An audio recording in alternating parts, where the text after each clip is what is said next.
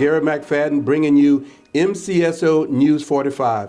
And today I have a special guest, and for most of you, my first guest on the news show is Dorian Johnson. Mr. Johnson is the program director for all of my programs inside the detention center, because we don't say jail, and dealing with all of my residents because we don't say inmate. So today we have Brother Dorian Johnson. Mr. Johnson, how are you? Doing well. Okay, Doing well. Where are you from, Dorian? From Buffalo, New York, born and raised. Came to Charlotte in 1997.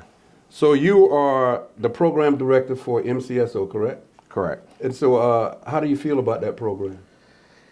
I love it. It's been a passion. It's something that I never thought about doing, and I've just been led into this path, and it's been a great, great experience since I've been here. Now, for the viewers, you have challenged me, or I have challenged you ever since I became the sheriff. But for you, I pretty much give you the keys and let you run with it. Absolutely. Dream come true, actually, because once I got into this role, a lot of ideas, a lot of opportunities came through in terms of what could possibly happen. Since you've come on, you've opened the door, said, let's do it, let's make it happen, and it's been a dream ever since. So what is one of the craziest things that I have asked you to do that you were excited to do? One of the craziest things. I know there has been a lot. Well, I don't perceive it as crazy, but others did, which when we had our culinary school and the idea of residents handling actual knives and utensils. Some folks were pretty nervous about the program. Program was a hit, no problems. The residents loved it. They gained some necessary skills, and I think a lot of people thought you and I were crazy during that time. I would say that to me it wasn't a crazy idea, and you know, I still have that picture, and I show it to people actually with the knives on the table, and people laugh. And I told them when I talked to the men, and I told them that most people wanted to see something happen, and it didn't happen. And for something not to happen, nobody boasts about that, but I still boast about that. And when I see these men in the community, it makes me feel good. And so I tell everybody, this is why I want so many programs inside the detention center, and I'm hoping in 2024 I turn the whole detention center into programs. But this past week, we launched a new program that we've been fighting back and forth for probably over a year to get a program here with another organization. And tell us a little bit about that. Yeah, so the actual program, which is NCCER, for National Center for Construction, Education, and Research. It is a construction program that gives a national credential to its participants. We were approached in 2021, actually. COVID hit, slowed everything down during that process, but we were approached by FHI 360. They heard of you, knew about how progressive you were, and offered us the opportunity to partner with them to offer this program. So the program is going to help people learn construction trade. Correct. Which is a whole lot of construction going on in Charlotte. Absolutely. And so giving somebody some hammer and some nails with our name on it probably be a good idea. That would be awesome. So we got this grant, and we're going to have how many people into the program? So the grant offers, it expects us to have at least 100 participants who are served, and with the goal of 70 credentialed. So once these 70 are credentialed, they will have a leg up when they walk onto any construction site.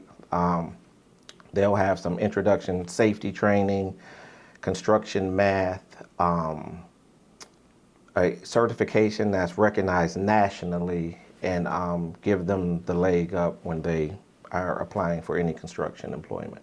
Now I know this organization came to us a couple of years ago.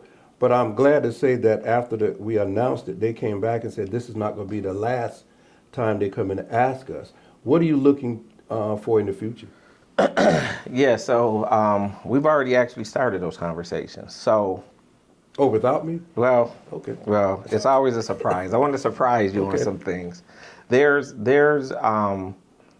some dialogue about us having a reentry house, whereas residents who are transitioning out of MCSO, who complete any type of vocational skills training, transitioning into an MCSO reentry house, to give them wraparound services, a stable foundation to transition to, as well as job placement, job support, and also any type of job retention training that they need. So this would be the first house that would be focused on employment with the full wraparound services with it. Great. So I'm going to safely say that MCSO will have a house that will have wraparound services. Well, whose house will it be? That actually would be the second house, because we do have an opportunity for a first house that we're working on now. But yes, it would be through the grant that we would master lease a home that would allow for a nonprofit to manage that home for us. They'll manage, and we'll do a warm handoff to them from MCSO to the actual house, and they would report back to us how each resident is doing in the program, if there's any additional needs of the resident, and the hope is that these residents would gain employment, become stabilized, eventually become certified peer support specialists, and then give back by coming back into MCSO to support the residents that would be currently in a program, a like program at that time. Well, I'm looking forward to that. And I can tell you that reentry is huge for me because I talk to a lot of people who have left the detention center or left the previous jail, and they're still looking for housing, they're still looking for an employment. And I know that my staff on every other Tuesday go out on what we call the block, and we work with an organization called Block Love, and we are there trying to feed people, but housing is a big issue. And they said they did not have the resources or the tools when they left the detention center or the jail to be successful. So I think this is going to be great. But I'm looking forward to that. I'm going to support it, of course, always. Anything else you'd like to tell us about this new loan grant? Anything else that anybody want to know? Just that FHI 360 has a wealth of resources. They are an intentional partner. They are looking to do whatever they can with us, and with all the opportunities that you have provided within the Sheriff's Office and with the resources that they're bringing, I think we are at the beginning of a very progressive partnership that I believe will show the rest of the reentry community what's possible, but also how valuable partnerships can actually be. That's great. But I also want to thank DOJ and BJA because they have always been a great partner. I talked to a lot of their staff while I was in DC a couple of days ago, and they look forward to us partnering further. DOJ and BJA are very good friends of mine. We are very close, and actually we kind of laugh about it because instead of me running them down, they run me down at the conventions and say, Sheriff, what are you up to? And then we talk about it, and I think that for me is exciting. Absolutely. And the only ones that will benefit from this are the residents, and passively our community will benefit from this. Residents that are given this type of opportunities, they are the most Appreciative at one. most appreciative residents, but they'll be the hardest working residents to prove that a second chance, a legitimate second chance, can be taken advantage of, and also they'll be the persons that will help your business as an employer take it to that next level as well. Because for most of them, we always say second chance, but for most of them, it's the first chance. And we always talked about that. And then we always talk about the incentives that employers could gain by hiring somebody who we say justice involved. We don't like to say ex-offenders. We don't like to say cons. We like to be very careful how we talk about our neighbors out here. So I'm going to say justice involved citizens. But anything else, Mr. Johnson? No, you just touched on it. There's a lot of benefits for the employers as well.